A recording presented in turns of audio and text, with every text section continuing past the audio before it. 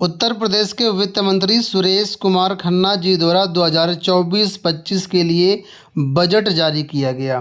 ये जो बजट है अब तक का सबसे बड़ा बजट बताया जा रहा है और ये जो बजट है कुल मिलाकर के 4 वर्गों को फोकस करता है। पहला युवा, दूसरा महिला, तीसरा किसान और चौथा गरीबी। इन चारों मुद्दों पर फोकस करते हुए बजट जारी किया गया है। तो फिलहाल इस वीडियो के माध्यम से हम देखने वाले हैं कि यहाँ पर युवाओं को क्या मिला है, क्योंकि यहाँ पर युवा सबसे बड़ा एक मुद्दा है। जहाँ पर आप देखेंगे बजट में भी इस चीज़ को नंबर 1 पर ही इंगित किया गया है। तो युवाओं के लिए इस बजट में क्या क्या चीज़ें हैं, यानी कि नौकरी और रोज़गार के बारे में इस बजट में क्या प्रावधान किए गए हैं। साथ ही साथ जो नया शिक्षा सेवा गठन हो रहा है या कहें जो टीजीटी पीजीटी की परीक्षाएं हो रही हैं, खासतौर पर हम बात करेंगे बेसिक शिक्षा, माध्यमिक शिक्षा, उच्च शिक्षा में किसको क्या मिला। तो डिटेल से इन सब चीज़ों को समझेंगे। आप लोग इस वीडियो को अंत तक देखिएगा। हो सकता है वीडियो बड़ा हो जाए, लेकिन सारी चीज़ें मैं आपको यहाँ पर समझाऊंगा, तो अंत तक जुड़े रहिएगा। चलिए वीडियो में आगे बढ़ने से पहले जो भी अभ्यर्थी DSSB की तैयारी कर रहे हैं उनके लिए बेस्ट बुक की सूचना। आज इस वीडियो में हम लोग बात करने वाले हैं DSSB 2024 एग्जाम की बेस्ट बुक के बारे में, जो कि चक्षु प्रकाशन द्वारा जारी की गई है।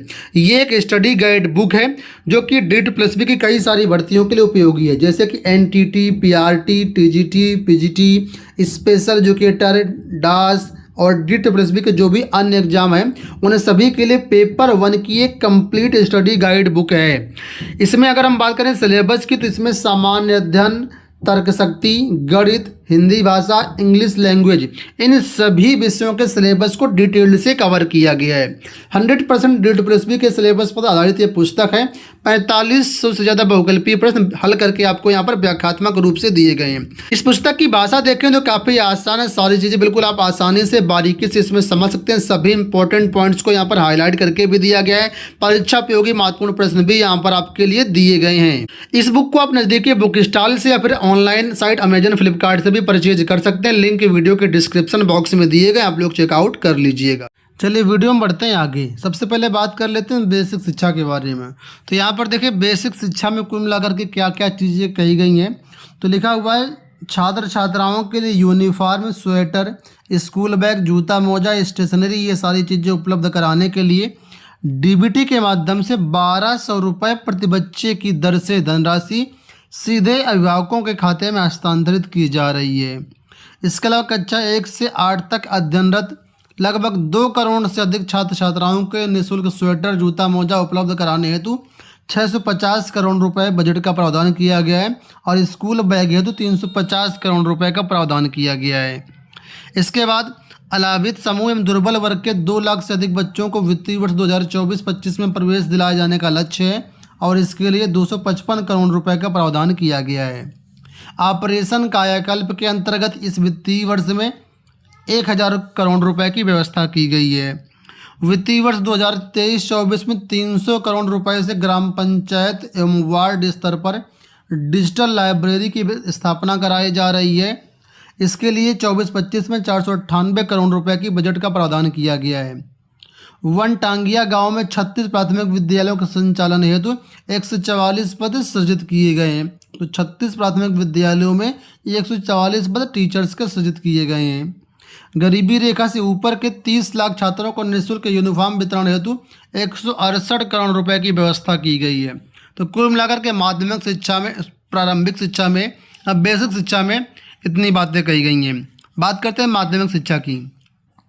तो लिखा 2024-25 के लिए समस्त जो राजकीय माध्यमिक विद्यालय हैं उनमें आधारभूत सुविधाओं को संतृप्त किए जाने एवं समस्त राजकीय माध्यमिक विद्यालयों में स्मार्ट क्लास, ICT लैब स्थापित किए जाने हेतु समग्र शिक्षा योजना के तहत 516 करोड़ रुपए की व्यवस्था की गई है। सहायता प्राप्त अशासकीय माध्यमिक विद्यालयों में अवस्थापना सुविधाओं हेतु 200 करोड़ रुपए की व्यवस्था की गई है। नवीन राजकीय संस्कृत विद्यालयों की स्थापना हेतु 5 करोड़ रुपए की व्यवस्था की गई है। राजकीय संस्कृत विद्यालय में छात्रावास एवं मिनी स्टेडियम के लिए 10.46 करोड़ रुपए की व्यवस्था की गई है। सैनिक स्कूल गोरखपुर के संचालन के लिए 4 करोड़ रुपए की व्यवस्था प्रस्तावित है। तो ये बातें कही गई माध्यमिक शिक्षा के लिए। उच्च शिक्षा की बात करते हैं तो विंध्याचल धाम में माँ विंध्यवासिनी राज्य विश्वविद्यालय मुरादाबाद मंडल में एक राज्य विश्वविद्यालय तथा देवी पाटन मंडल में माँ पाटेश्वरी राज्य विश्वविद्यालय की स्थापना है तो 51 करोड़ रुपए की व्यवस्था की गई है। शिक्षा को प्रोत्साहित किए जाने हो तो मुख्यमंत्री शिक्षुता प्रोत्साहन योजना के अंतर्गत 100 करोड़ रुपए की व्यवस्था की गई है। आपको याद होगा कि मुख्यमंत्री शिक्षुता प्रोत्साहन योजना के तहत अप्रेंटिस करवाया जाता है और यहाँ पर कुल मिलाकर कुछ आपको स्टाइपेंड वगैरह भी दिया जाता है। इस पर डिटेल्ड वीडियो में ऑलरेडी बना चुके हैं। आगे लिखे, प्रदेश में राज्य विश्वविद्यालय में आधारभूत सुविधाओं के लिए 30 करोड़ रुपए की व्यवस्था की गई है और नए राजकीय महाविद्यालयों की स्थापना तथा राजकीय महाविद्यालयों के निर्माणाधीन भवनों को पूर्ण किए जाने के लिए 55 करोड़ रुपए की व्यवस्था की गई है। तो फिलहाल ये यहाँ पर फंड की व्यवस्था की गई है। प्राविधिक शिक्षा में देखिए बोला गया है कि डिप्लोमा स्तरीय 169 संस्थानों में प्रशिक्षण प्रदान किया जा रहा है और 75 राजकीय पॉलिटेक्निक जो है पीपीपी मोड पर चलाने की योजना इस वर्ष है। इसके अलावा वर्तमान में 1874 निजी क्षेत्र की डिप्लोमा स्तरीय संस्थाएं संचालित हैं, यहाँ पर भी प्रशिक्षण दिया जा रहा है। तो कुल मिलाकर के प्राविधिक शिक्षा में कुछ खास नहीं है। अब देख लेते हैं युवा और रोजगार के मुद्दे पर क्या चीज़ें निकल के आ रही हैं। तो युवाओं के लिए देखिए बोला गया कि प्रदेश के 117 विकास खंडों में 124 ग्रामीण स्टेडियम मल्टीपर्पज हॉल का निर्माण किया गया है। प्रदेश की ग्राम पंचायतों में 53,800 युवक मंगल दल एवं 51,300 महिला मंगल दलों का गठन किया गया है और इन दलों के माध्यम से युवाओं की सहभागिता राष्ट्रीय एवं सामाजिक महत्व के कार्यों में सुनिश्चित कराई गई है। आगे बोला गया, कर्नाटक में 12 से 16 जनवरी 2023 तक आयोजित 26वें राष्ट्रीय युवा उत्सव में उत्तर प्रदेश के लोकगीत की टीम को प्रथम स्थान प्राप्त हुआ है। इसके बाद रोजगार के मुद्दे पर देखिए, मुख्यमंत्री युवा स्वरोजगार योजना के अंतर्गत अब तक 22,389 लाभार्थियों को लाभान्वित किया गया है। 1,79,112 रोजगार सृजित किए गए हैं। एक जनपद एक उत्पाद योजना के अंतर्गत 13,597 लाभार्थियों के माध्यम से 1,92,193 पद रोजगार सृजित किए गए हैं। विश्वकर्मा श्रम सम्मान योजना तथा एक जनपद एक उत्पाद योजना के अंतर्गत लगभग 4.08 लाख रोजगार सृजित हुए हैं। एक्टिव संबद्ध लगभग 700 अधिक संस्थानों के छात्रों के लिए 25,000 रोजगार के अवसर पिछले शैक्षिक सत्र में उपलब्ध कराए गए हैं। कौशल विकास योजना के अंतर्गत 12.15 लाख युवाओं को प्रशिक्षित किया गया है। 4.13 लाख युवाओं को इसमें जो है विभिन्न कंपनियों में नौकरी भी दिलवाई गई है।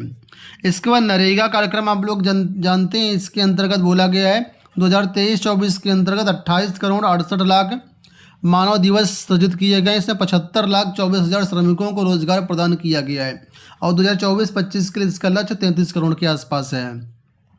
मुख्यमंत्री ग्रामोद्योग रोजगार योजना के अंतर्गत बोला गया है 408 लाभार्थियों को 1854 लाख पूंजीगत निवेश के माध्यम से 7,418 लोगों को रोजगार दिया गया है। तो ये सारी बातें अपने बताई है कितना दिया गया है, लेकिन भविष्य में क्या होगा आगे वाले चलकर उसके बारे में कुछ नहीं बताया है। तो कुल मिलाकर के बेसिक माध्यमिक युवा को बजट में आज क्या मिला आपके सामने मैंने आपको सारी चीज़ें दिखाई हैं। अब बताओ कि आप लोग इस बजट से संतुष्ट हो या संतुष्ट नहीं हो, कमेंट बॉक्स में मत जरूर बताना। अब बात कर लेते हैं कि आप लोग जानते हैं कि नया शिक्षा सेवा आयोग गठन हो रहा है, टीजीटी परीक्षाएं भी होनी है। तो इस बजट में शिक्षा सेवा आयोग के बारे में कोई प्रावधान नहीं किया कि कितना बजट उसको दिया जाएगा और टीजीटी परीक्षाएं माध्यमिक की जो होती है इसमें भी कोई ऐसा अनाउंसमेंट नहीं है कि परीक्षा कराने के लिए या ऐसा कुछ कितना बजट दिया जाएगा। तो फिलहाल कुल मिलाकर के बजट फोकस किया गया केवल चुनावी मुद्दे पर और कुछ नहीं है। ठीक है, अब बात कर लेते हैं DSSB टीजीटी भर्ती में किसको कितनी छूट मिलेगी। देखिए DSSB की जो टीजीटी भर्ती आई हुई है इसके लिए अगर हम अनरिजर्व कैटेगरी की एज की बात कर लेते हैं तो वो है 32 वर्ष, लेकिन जितनी भी महिलाएं हैं सभी 40 वर्ष तक आवेदन कर सकती हैं। महिलाओं को सीधा तौर पर यहाँ पर 8 साल की एक्स्ट्रा छूट दी गई है।